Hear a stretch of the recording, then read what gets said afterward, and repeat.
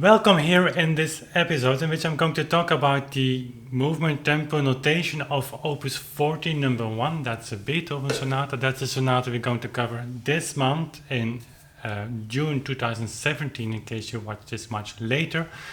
And it's a first movement. Really interesting piece, really interesting to dive into. So without further ado, let's do that. I'm going to switch from the little microphone to the big Neumann, so my voice will sound a little bit more roominish. I don't know if that's good English, but anyway, let's go. So for the die-hard viewers of Authentic Sound, this should be actually a piece of cake in determining the kind of tempo field connected to the notation. It's not so difficult. Here we have a very normal 4/4 bar structure, a very open structure. Here we have 16th notes as faster note value. We have harmony changes not more than 2 and actually sometimes even 1. We have clear accentuation on 1 and 3, and there is not in the notation anything that makes the notation more dense, either by increasing the note value over the what's normal for the normal common time over the 16th notes, so by using 30-second notes not anymore as an ornament but as a structural note value. That's not happening here, and neither is the harmony being used in a way that it is really more dense than in just a structure where you have the harmony and function of accentuation on 1 and 3. So this is a very normal tempo ordinario, mesure ordinaire. In fact, you can go back to the 17th century, again pointing to Mersenne, but others have been writing on that as well. Typical tempo for that is 60, between 60 and 80. So there are 3 basic things. You have the notation, which is the first thing to look at. That's what we have been discussing now. Then you have the meter. That's here this common time, 4/4. And then you have the Italian tempo word allegro. And this time, end of the 18th century, those 3 are combined. But first notation, then the meter, because that's connected to that directly, and then as a third part only the Italian tempo word. You often hear people say, well, that's indicating presto, so you have to increase tempo. No. The presto is underneath the notation, the bar structure. So if you find that in the 2/4 Haydn last part, doesn't mean that you have to play to blow away your audience with speed. No. It's within the understanding of the notation. And if Haydn is using there a more dense notation, in fact we can point to Opus 40 number 2, more dense harmony, then the tempo increases by definition. So the presto is in combination with the knowledge about that. So Beethoven indicates allegro, which has a large range of significations. You can read in Czerny's Piano School, Opus 500, third volume, I believe 10 or 15 different definitions of meanings of allegro. So it both increases the tempo ordinario, and it has of course the indication of the character, which is basically lively. So here I think we have something of both. So the openness of this piece, of the harmony, of course increases the tempo. So let's dive into this piece by playing it and see if we can come up with something that feels natural as a maximum speed or as just a balanced speed. So the beginning is very open.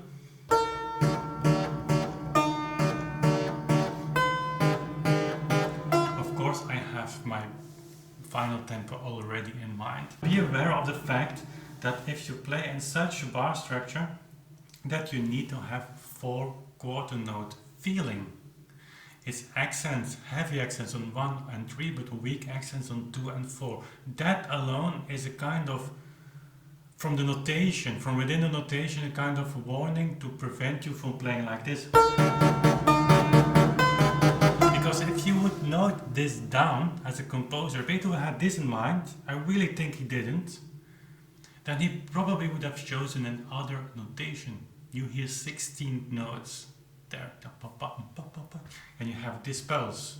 We need to have a pulse in quarter notes, and that is.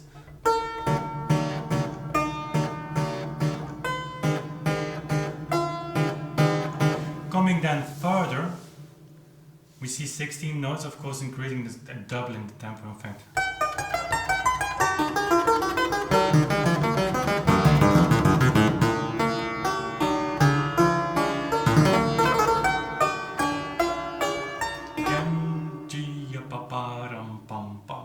that works great actually.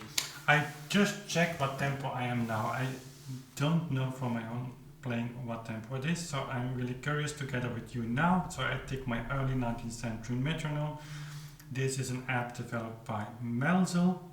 Few people know about that he was so much looking forward that he even has invented an app that happened to fit an Android device. So I'm around 75, so for the quarter note. So further on, you have of course more 16th notes here.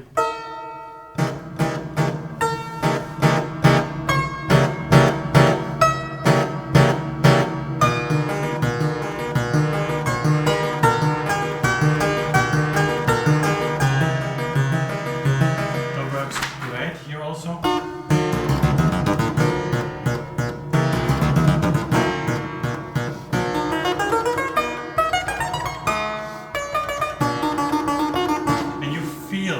Very different than in the Opus 40 number 2.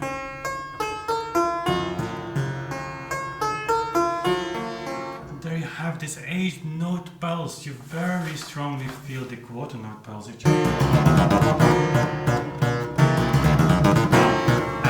1, 2, 3,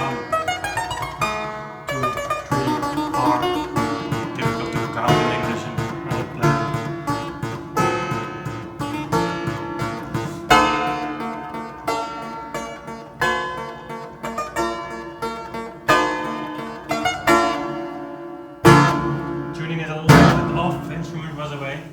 Last weekend, and it is a little bit unstable, so I apologize for that.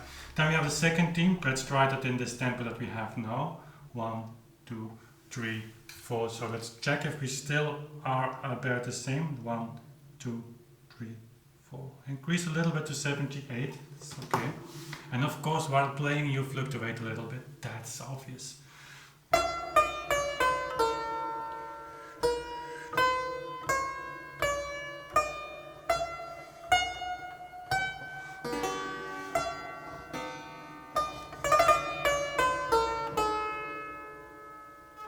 And what I should say there, it's terrible, what I should say here, when I was in piano class in Amsterdam, typically my teacher would say, oh, listen here with this B, there's a half note, you have to push it because you cannot stand still with the music.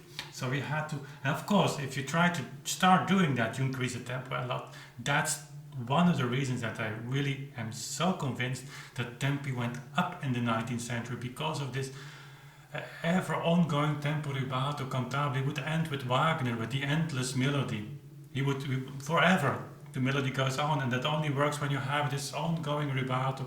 You have rubato in this music, but not in the same way. So, but the art of standing still metrically, and I don't mean metrical in the metronome sense, but just from within the tension that you generate from heavy, weak accent, so strong, weak. Wow. So if you have a strong accent right in place, everybody will feel the weak accent automatically and will just wait for the next strong accent to come. So it's such a long note, just do it like that.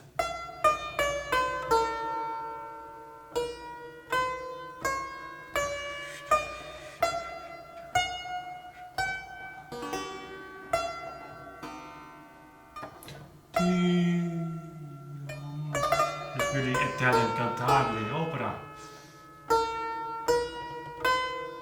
Stalking.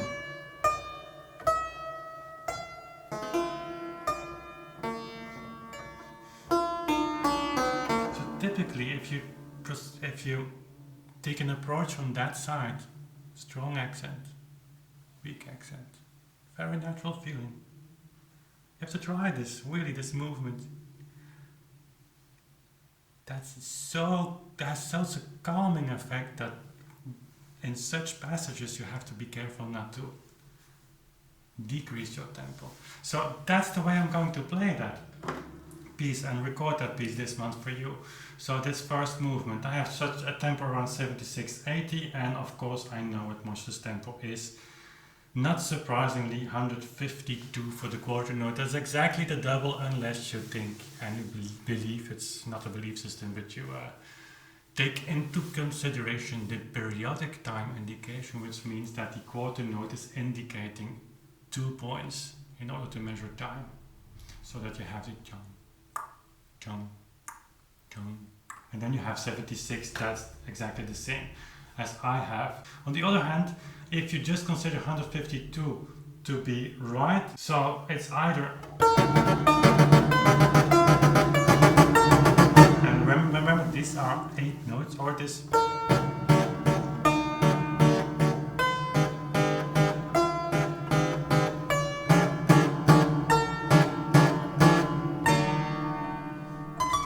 I'm not saying, to clarify this, that it is this or that. It's up to you and up to me to decide.